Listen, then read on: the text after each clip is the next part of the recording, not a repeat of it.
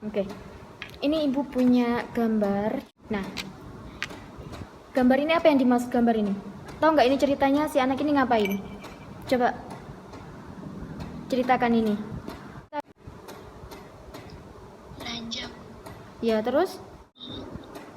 Jujur kalau kembaliannya ada lebih. Nah, oke. Jadi makna apa yang kalian dapat dari gambar Sandin tadi itu? Jujur kan ya? Coba Iya, Bu. coba ini, apa jujur itu? Deskripsikan. Ya, terus? Coba dijabarkan lagi. Melakukan sesuatu tanpa melebih-lebihkan atau mengurang-urangi kejadian yang sebenarnya. Iya, bagus. Bentar. Nggak ada lagi. Ada yang berpendapat yang lain? Pengen pendapat dari kalian ya. Kan kemarin udah dipelajarin, udah disampaikan materinya itu. Jadi sekarang cuman tahu pendapat dari kalian itu apa? Jujur itu apa? Udah nggak ada. Oke. Udah ya, lanjut aja ya.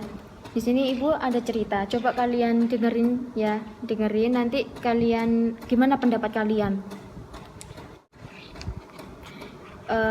Ceritanya itu ada ibu-ibu mendatangi seseorang direktur di PT Agung Wilis.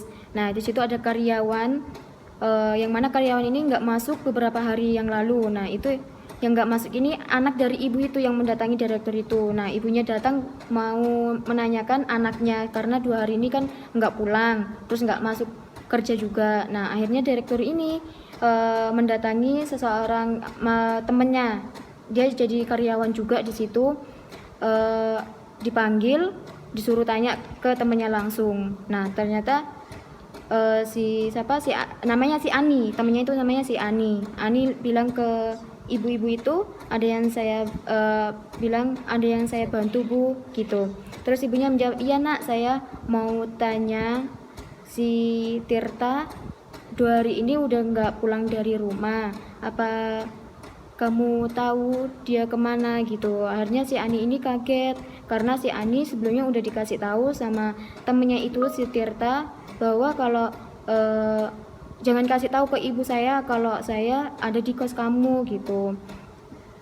Karena si Ani itu emang nggak pulang dari rumah karena dia juga cuti juga dari kerjanya itu buat ikut ini tes ini beasiswa ke Jerman, perguruan tinggi.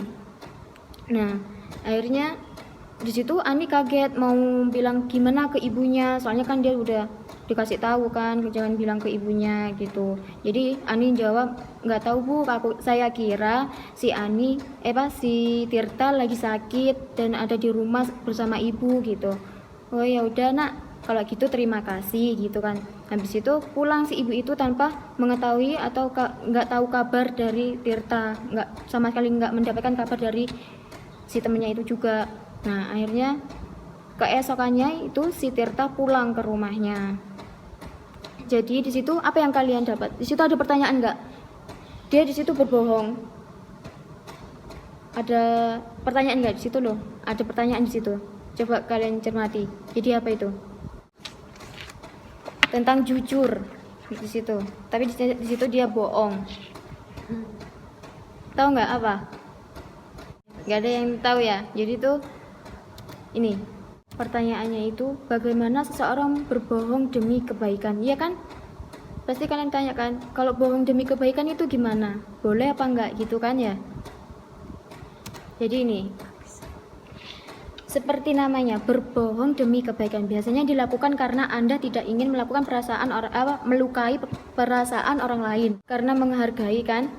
Nah, Anda merasa memberitahu kebenaran pada orang tersebut akan mendatangkan lebih banyak kerugian dibanding manfaatnya. Jadi kalau dia seandainya ngaku, nanti itu kerugiannya lebih banyak daripada manfaatnya gitu. Jadi nggak apa-apa kita berbohong demi kebaikan, tetapi berbohong demi kebaikan sebaiknya hanya dilakukan sekali aja, nggak boleh berkali-kali. Terlalu sering berbohong demi kebaikan bisa mengamburkan pola pikir Anda sendiri sehingga Anda akan selalu mencari pembenaran atas setiap kebohongan yang keluar dari mulut maupun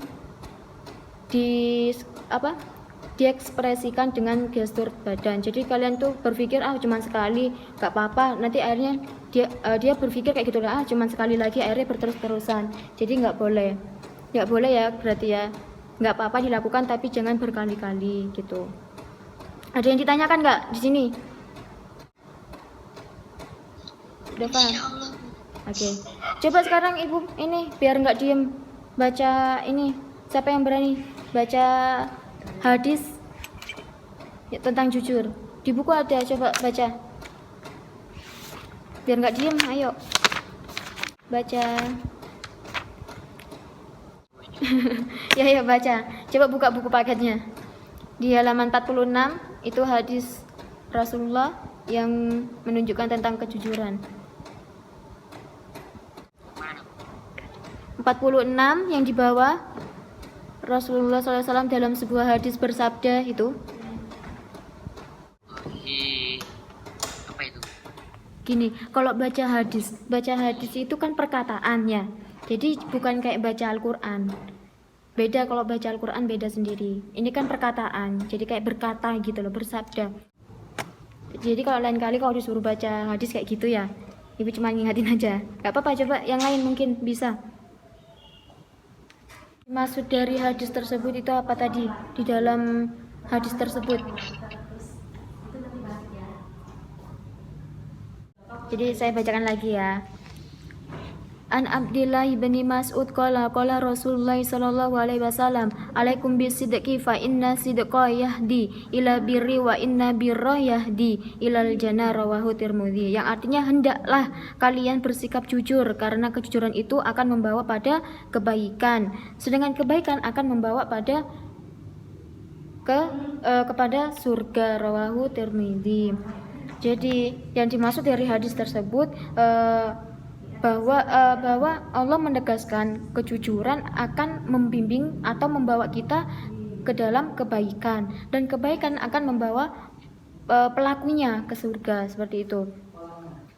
Terus contoh penerapan jujur kalau di sekolah apa contohnya? Coba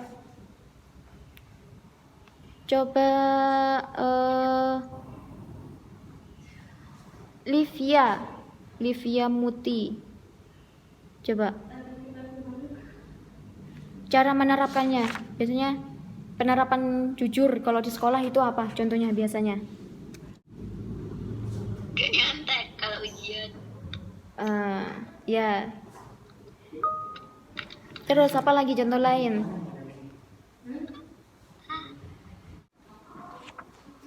Ada pertanyaan nggak dari materi ini? Nggak ada. Setia, Iqbal nggak tanya. Haidar, Ahmad Haidar nggak ada tanya. Udah nggak ada yang tanya sudah. Bilang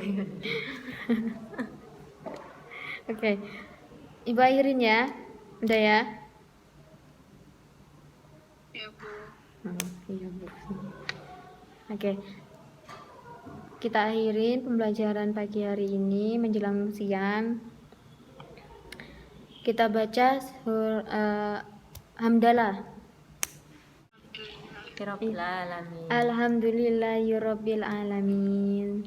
Oke, assalamualaikum warahmatullahi wabarakatuh. Waalaikumsalam warahmatullahi wabarakatuh. Oke. Makasih Bu. Ya, sama-sama. Semangat ya belajarnya. Insyaallah. Ya Allah,